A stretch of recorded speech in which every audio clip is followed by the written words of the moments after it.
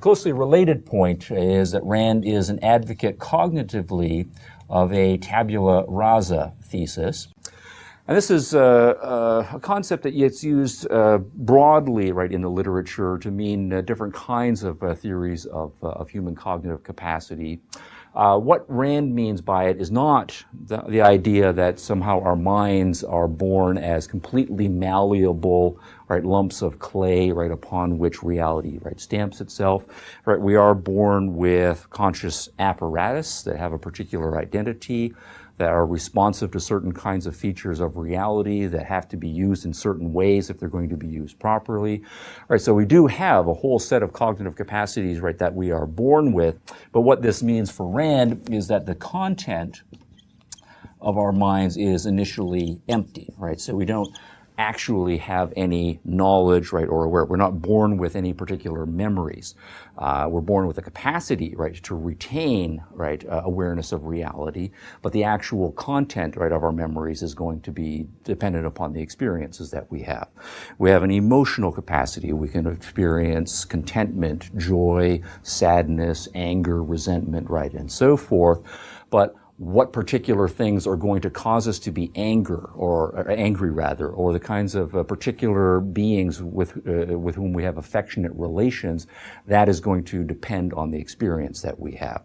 So we have a cognitive capacity, for example, or a rational capacity to formulate opinions on, say, complicated moral issues like affirmative action or capital punishment.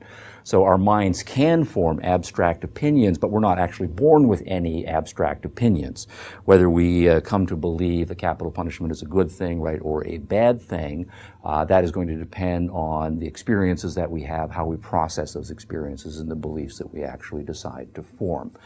Our eyes are responsive to certain parts of the electromagnetic spectrum, so we have the capacity to respond to red, but we're not born with any red experiences, so to speak, and what particular red things are going to cause the appropriate parts of our sensory capacities to respond. That is going to depend on the actual objects that we happen to run into in reality. Quote, "At birth, a child's mind is tabula rasa.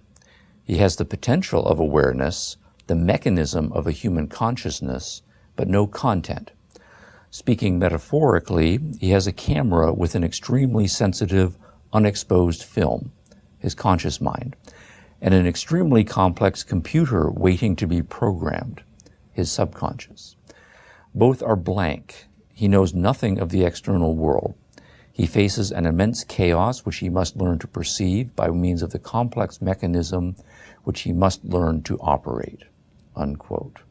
So, Rand is an advocate of the primacy of existence. She is an empiricist, broadly speaking, and an advocate of tabula rasa. So, what we then need to do, certainly each of us as individuals as we're growing up, is make this commitment to using our cognitive apparatus objectively, tying it to our sensory data explicitly, using the various formal methods that we can learn, and take responsibility for all of the content, right, that we end up coming to believe, right, in our minds. We're not predestined to believe anything or to have any particular kinds of emotions or a given kind of memory set. That really is up to us what we choose to stock our initially empty minds with.